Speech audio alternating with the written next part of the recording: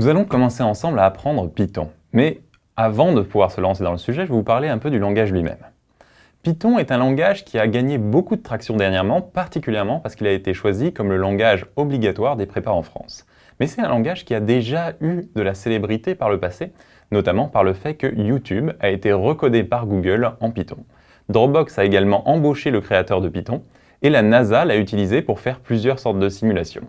Instagram, qui est le logiciel qui permet de prendre des photos sur son application mobile, est généralement connu aussi pour avoir été programmé utilisant Django, un framework Python. Enfin, on retrouve Python à peu près dans toutes les couches de l'administration système, mais également beaucoup dans les banques ou dans les systèmes scientifiques, notamment pour tout ce qui est analyse biologique ou simulation de données.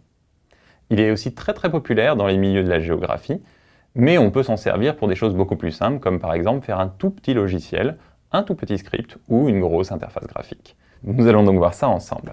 Vous avez fait le choix de Python et c'est un excellent choix puisqu'il est extrêmement polyvalent. Vous pouvez faire de très nombreuses choses avec.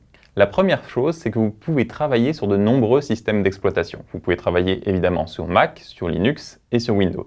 Mais vous pouvez également travailler sur des choses plus exotiques comme Solaris ou Atari.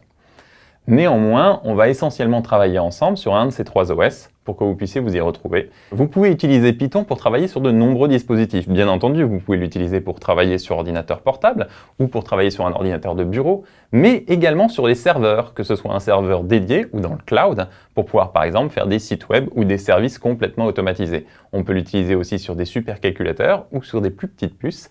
Par exemple, on peut travailler sur ces tout petits ordinateurs appelés des Raspberry Pi qui sont intégralement scriptables en Python et qui peuvent être connectés à Internet pour faire des choses qui sont liées à l'Internet des objets.